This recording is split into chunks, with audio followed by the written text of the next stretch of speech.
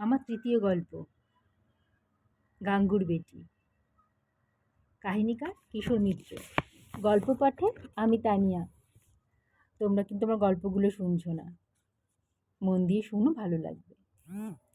আর অবশ্যই আমার চ্যানেলটিকে সাবস্ক্রাইব করে দিও, প্লিজ সাবস্ক্রাইব করে আমার পাশে থেকো।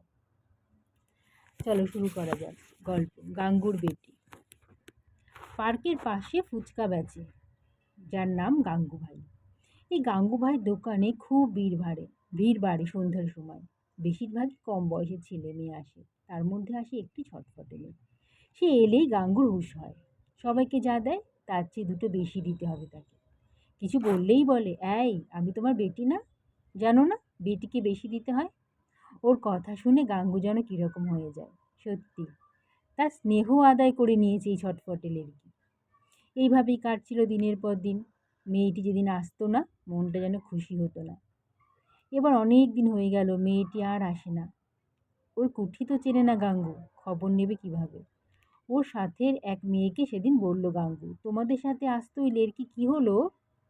মেয়েটির মুখ হঠাৎ কালো হয়ে গেল। সে কোনো জবাব দিল না, শুধু কিছুক্ষণ পর বলল, ওকে ভুলে যাও। এ কি বাত, ভুলে যাব কেন? ও কি এখান থেকে চলে গেছে? ও আর কোনোদিন আসবে না? বলে চলে গেল মেয়েটি।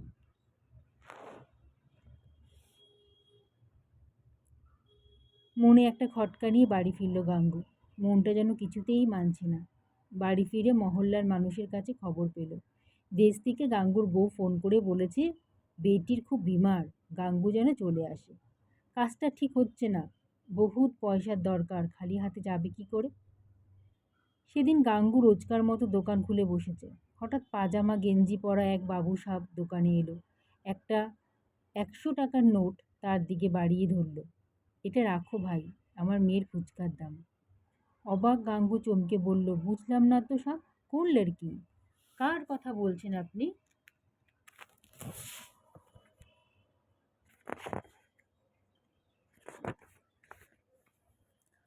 কার পয়সা নিব?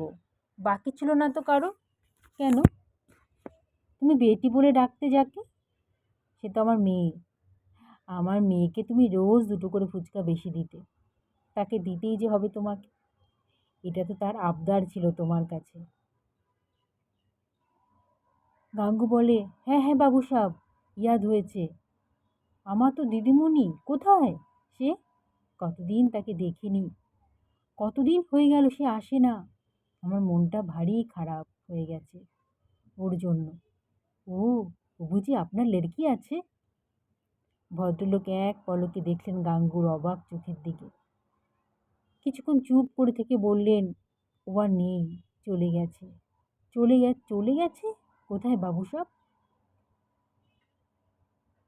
ওর ব্লাড ক্যান্সার ছিল, খুব চেষ্টা করলাম, কিছু করা গেল না জানো তো। এক মুহূর্তে গাঙ্গুর মন দুঃখে ভরে গেল। চোখের সামনে ভেসে উঠল, আমায় দুটো বেশি দাও, আমি তোমার বেটি না? বাবু ধীর পায়ে দোকান ছেড়ে চলে গেলেন।